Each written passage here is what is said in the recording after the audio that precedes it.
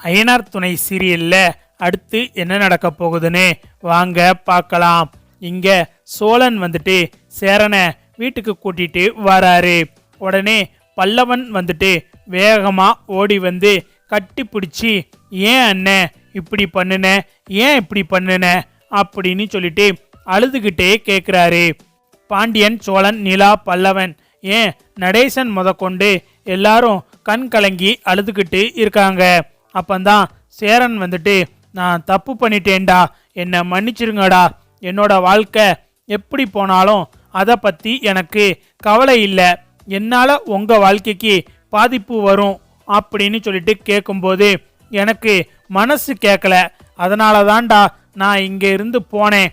நான் போனதுக்கு பிறகு நீங்கள்லாம் இந்த அளவுக்கு வருத்தப்படுவீங்கன்னு தெரிஞ்சிருந்தா சத்தியமா நான் போயிருக்கவே மாட்டேன்டா அப்படின்னு சொல்லிட்டு சேரன் சொல்லவும், பல்லவன் வந்துட்டு, இங்க பாருனே, இன்னொரு தடவை நீ இப்படியெல்லாம் பண்ணுனேன்னு வையேன், அப்புறம் நான் ஏதாவது பண்ணிக்கிடுவேன் அப்படின்னு சொல்லிட்டு பல்லவன் சொல்லவும், டேய் பல்லவா, என்ன பேசுற, வாயில அடி அப்படின்னு சொல்லிட்டு சேரன் சொல்லவும், இங்க நடேசனை பார்த்தா கண் கலங்கிக்கிட்டே இருக்காரு. சரி சரி உள்ள போங்கடா அப்படின்னு சொல்லிட்டு நடேசன் சொல்லவும், அப்பந்தான் பார்த்தா அனீஸ் வாராரு. என்னனே, உன்னை கூட்டிட்டு வந்ததுமே பின்னாடியே அனீஸ் வந்துட்டாரு அப்படின்னு சொல்லிட்டு சோழன் பார்க்குறாரு. என்ன அனீஸு, எதுவும் சொல்லணுமா அப்படின்னு சொல்லிட்டு சேரன் கேட்கவும், பையா அப்பா இருக்காரா அப்படின்னு சொல்லிட்டு அனீஸ் கேட்கவும், அப்பாவா, அப்பா வீட்டுக்கு பின்னாடி இருக்காரு அப்படின்னு சொல்லிட்டு சேரன் சொல்லவும், நான் அப்பாவை பார்க்கறதுக்காக வந்தேன் அப்படின்னு சொல்லிட்டு அனீஸ் சொல்லவும், அப்பாவை பார்க்கணுமா, என்ன அனீஸு, எதா இருந்தாலும் என்கிட்ட சொல்லு அனீஸு அப்படின்னு சொல்லிட்டு சேரன் சொல்லவும், இல்லை பையா, இத அப்பா கிட்ட தான் பேசணும் அப்படின்னு சொல்லிட்டு அனீஸுன்னு சொல்லவும், சரி அப்பா அப்படின்னு சொல்லிட்டு சேரன் கூப்பிடவும், இந்த வாரேண்டா சேரா அப்படின்னு சொல்லிட்டு நடேசன் வராரு. அப்பா, அனீஸு உங்ககிட்ட ஏதோ பேசணுமா அப்படின்னு சொல்லிட்டு சேரன் சொல்லவும், அப்பா கொஞ்சம் தனியா வரீங்களா, உங்ககிட்ட பேசணும் அப்படின்னு சொல்லிட்டு அனீஸ் சொல்லவும், என்ன அனீஸு, என்கிட்ட என்ன பேசணும் அப்படின்னு சொல்லிட்டு நடேசன் கேட்கவும், இல்லப்பா உங்ககிட்ட இப்படி பேசுறது எனக்கு கொஞ்சம் சங்கடமா இருக்கு, இருந்தாலும் உங்ககிட்ட நான் இப்படி கேட்கலாமான்னு எனக்கு தெரியல, ஆனா என் மனசுல பட்டதையும் என் தங்கச்சி மனசுல பட்டதையும் உங்ககிட்ட சொல்லணும்னு தான் இங்க வந்தேன், உங்களுக்கு விருப்பம் இருக்கான்னு மட்டும் சொல்லுங்க அப்படின்னு சொல்லிட்டு அனீஸ் சொல்லவும், எதுனாலும் பரவாயில்ல அனீஸு சொல்லு அப்படின்னு சொல்லிட்டு நடேசன் கேட்கவும், அது வந்துப்பா என் தங்கச்சி சந்தாயா உங்களுக்கு தெரியும்ல அப்படின்னு அனீஸ் கேட்கவும், நல்லாவே தெரியுமே, அந்த பிள்ளைக்கு என்ன அப்படின்னு சொல்லிட்டு நடேசன் கேட்கவும், இல்லப்பா என் தங்கச்சி சந்தாயா சேரனை விரும்புறா அப்படின்னு சொல்லிட்டு அனீஸ் சொல்லவும், அப்படியா அப்படின்னு சொல்லிட்டு நடேசன் ரொம்ப சந்தோஷமா கேட்குறாரு.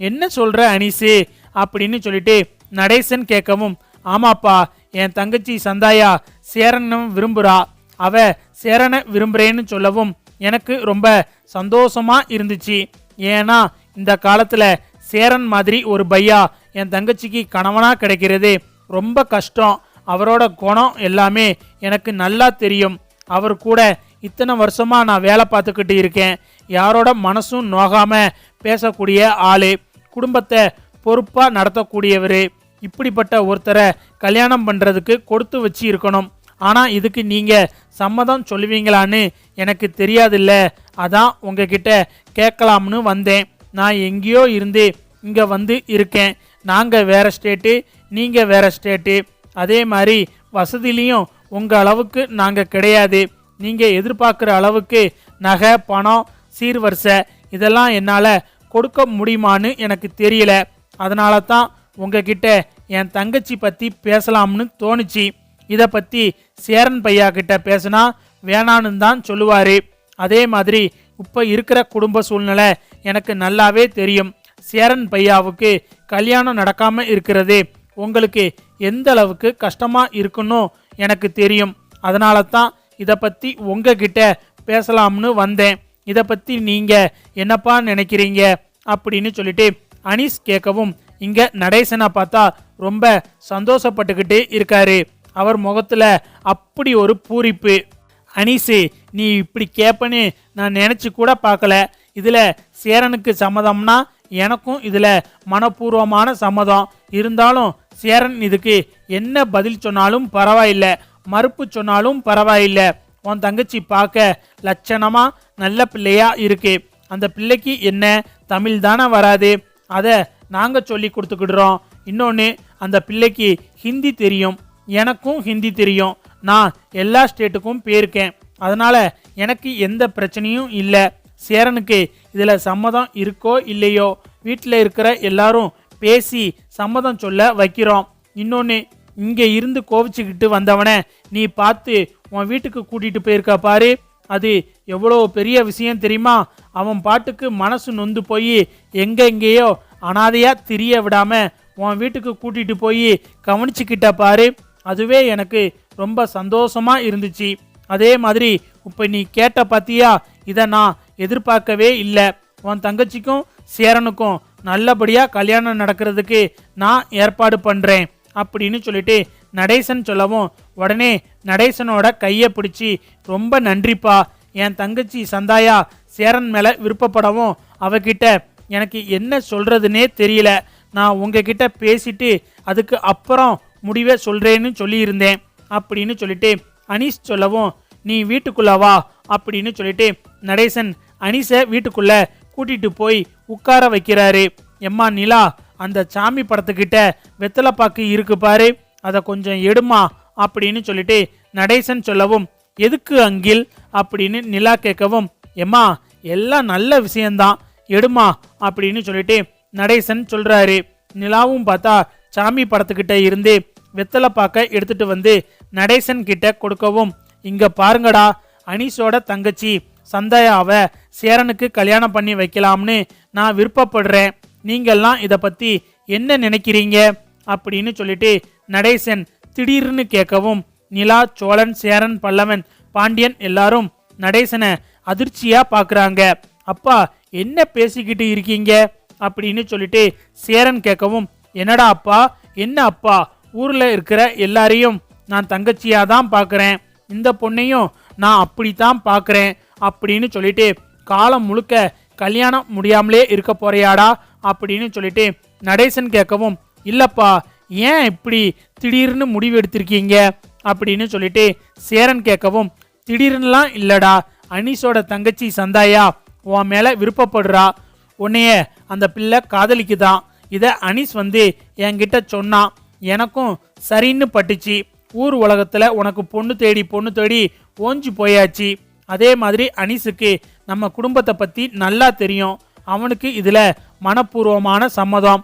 அதே மாதிரி கட்டிக்க போற பிள்ளைக்கும் சம்மதம். இதுல உனக்கு என்னடா வந்துச்சு?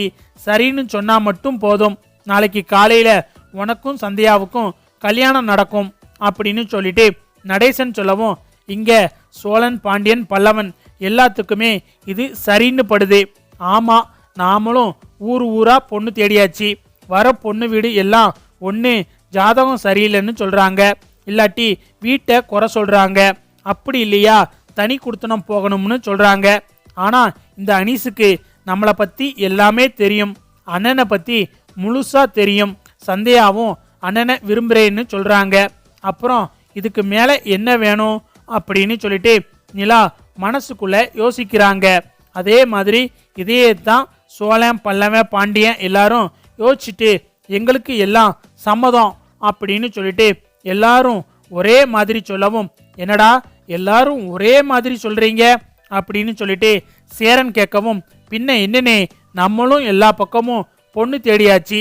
வர எல்லாரும் ஏதாவது ஒரு குறை சொல்றாங்க, என்ன செய்ய? சந்தையாவ உனக்கு நல்லாவே தெரியும். இன்னொன்னு, நானும் உன்னை கவனிச்சேன்.